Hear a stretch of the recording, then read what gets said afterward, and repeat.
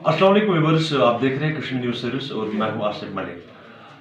नाज़रीन, हमारे साथ बात करने के लिए मौजूद है तहसीलदार ज़कील एजाज अहमद खुर्रू साहब। खुर्रू साहब, आपका बहुत बहुत खैर मकदम है कश्मीर न्यूज़ सर्विस में। तो सर, आज हम आपसे जानने की कोशिश करेंगे रेवेन्यू के हवाले से। अगर हम बात करें, यहाँ के लोगों को बहुत ही मुश्किलों का सामना करना पड़ रहा है, चाहे वो आरबीआई के हवाले से हम बात करें, चाहे वो हम इनकम सर्टिफिकेट के हवाले से बात करें। तो सर, आप हमें थोड़ा जानकारी प्राप्त कीजिए, लोगों को क्या करना चाहिए ताकि उनको मज़ीद मुश्किलों का सामना न करना हो। देखिए, मेरी हाल ही में यहाँ पे तैनाती हुई है। रेवेन्यू कम से कम 18 से 20 तक जो services public service guarantee act में है, तो वो लोगों को फराहम करता है, जिसमें इंतकाल है, नक्शेजात है, इंतखाबात है, कैटेगरी सर्टिफिकेट्स है, डिपेंडेंट सर्टिफिकेट्स है, इनकम सर्टिफिकेट्स है, डोमिसाइल सर्टिफिकेट्स है। ये जो सारी सर्टिफिकेट्स हैं या जितनी भी रेवेन्यू की सर्विसेज है, ऑलमोस्ट सारी services public service guarantee act के तहत है। उसमें सरकार ने एक वक्त मुकर्रर किया है कि उस वक्त में मुतलका अफसर को वो सर्विसेज लोगों को फराहम करनी है, और हर एक ऑफिसर उसके लिए नामजद किया है। जैसे अगर आपको इंतखाब की ज़रूरत है तो उसके लिए जो डिजिग्नेटेड अथॉरिटी है वो नायब तहसीलदार है। आपको निशानी की ज़रूरत है तो उसके लिए भी नायब तहसीलदार है। अगर आपको बैकवर्ड सर्टिफिकेट है, कोई भी कैटेगरी सर्टिफिकेट है, तो उसके लिए तहसीलदार साहब ये डिजिग्नेटेड अफसर है। और अगर डिजिग्नेटेड अफसर वक्त मुकर्रर में वो सर्टिफिकेट इजरा नहीं कर पाते हैं, तो उस सूरत में एक अपीलेट अथॉरिटी भी है,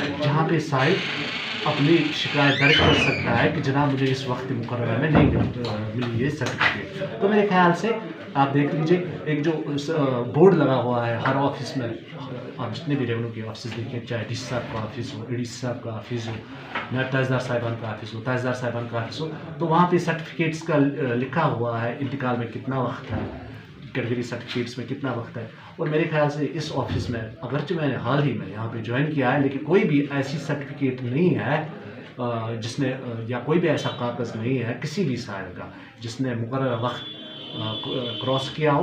बल्कि देखिए, आप इनकम का भी बड़ा रश चल रहा है, उसमें सरकारी तौर से हमें 30 दिन है, 1 महीने का वक्फा के अंदर देनी है, क्योंकि इनकम में पहले आपको रिपोर्ट देनी है, फिर नायब तहसीलदार मौका करेगा, अगर तहसीलदार साहब को ज़रूरत पड़ी वो भी मौका करेगा। उसमें उन्होंने 1 महीना रखा है। लेकिन चूँकि अभी उनको फॉर्म भरने हैं बच्चों को, या कहीं पे कहीं कुछ स्कॉलरशिप मिल रही है कुछ स्कूलों में, तो उस समय हम 1 से 2 दिन में ही, या ज़्यादा से ज़्यादा 3 दिन में हम इनकम सर्टिफिकेट दे रहे हैं। तो सर, आपसे मैं जानना चाहूँगा, आप भी अव्वल पर जो सर तामीरात होते हैं उस हवाले से आप हमें थोड़ा जानकारी दीजिए। क्या लोगों को, मतलब एज पर लॉ लोगों को ये अलाउड है वो अभी अव्वल पर कोई भी तामीरी काम कर सके? देखिए, जो लैंड रेवेन्यू एक्ट की सेक्शन 133 है, उसने पूरी तौर से इस चीज़ को मना किया है, इस चीज़ से रोका है लोगों को कि वो आबी अव्वल पे किसी भी किस्म की तामीर नहीं कर सकते हैं। लेकिन हाल ही में एक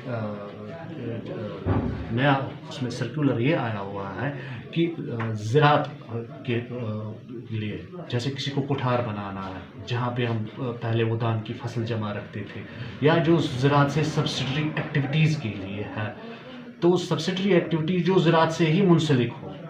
तो ये नहीं कि आपने आबी अव्वल पे दुकान बनाए, ये नहीं कि आपने आबी अव्वल में शॉपिंग कम्प्लेक्स बनाया, ये आपने नहीं कि आपने वो कोई वर्कशॉप वहाँ पे बनाया, उस चीज़ के लिए कोई परमिशन नहीं है।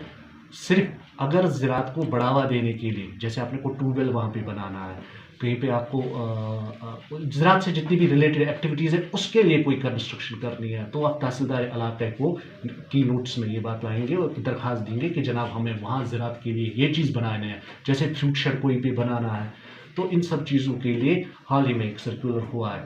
बाकी आगे और किसी भी किस्म की वो जो इकोनॉमिकल एक्टिविटी है उस सूरत की कंस्ट्रक्शन नहीं है। तो सर, आपसे मैं जानना चाहूँगा, कल आपको ट्रेडर्स फेडरेशन ज़कील की तरफ से किया गया है सर, उनकी लॉन्ग पेंडिंग डिमांड्स है, यहाँ पर मिनी बस स्टैंड है सर, वाटर क्राइसिस आ रही है सर उनको, तो उस हवाले से आप हमें सर थोड़ा जानकारी प्राप्त कीजिए, क्या कहेंगे आप उनके हवाले से? आपकी बात सही है, कल ट्रेडर्स फेडरेशन के नुमाइंदे मुझसे आए थे, और आपको पता होगा कल डी साहब ने भी इलाके का दौरा किया, वहाँ पे हमारे डी साहब भी थे, तो डी साहब के नोट्स में भी मैंने वो बात लाई, डी साहब की नोट्स में भी वो बात उन्होंने लाई। अब ट्रेडर्स फेडरेशन का कोई नुमाइंदा तो डी साहब जाएंगे जहाँ पे उनको मतलब एक सूटेबल स्टेट लैंड होगी, तो हम उसके पेपर्स भेज देंगे डी सी साहब को, फिर देखते हैं कि आगे क्या होगा, और इंशाल्लाह मुझे उम्मीद है कि उस मसले का हल निकला जाएगा। तो सर अब आपकी तरफ से आपने नए सर ज्वाइन किया है जटलदारा तहसील में, तो सर आपकी तरफ से क्या अपील रहेगी जनरल पब्लिक के लिए जो तहसील जटलदारा से वाबस्ता रखते हैं? देखिए, अपील मैं उनसे यही करूँगा कि तहसील जचलदारा में जितने भी मुलाजिम हैं वो उनकी खिदमत के लिए हाजिर है। वो जितने भी उनकी सर्विसेज है, चाहे किसी को इंतकाल करना है ख़ास तौर से, चाहे उनको इंतकाल करना है ख़ास तौर से, तो या कोई सर्टिफिकेट निकालनी है, तो बैकवर्ड सर्टिफिकेट निकालने के लिए उनका 15 साल या चूला दर्ज होना ज़रूरी चाहिए, उनको 8 लाख से इनकम कम होनी चाहिए, अगर 8 लाख से तजावुज़ करते हैं तो उनकी स्कूलिंग यहाँ होनी चाहिए। ये सब चीज़ें वो खुद देख ले कि अगर वो इस कैटेगरी में आते हैं तो वो अप्लाई कर ले। नायब तहसीलदार के सामने भी अप्लाई कर सकते हैं, तहसीलदार साहब के सामने भी अप्लाई कर सकते हैं।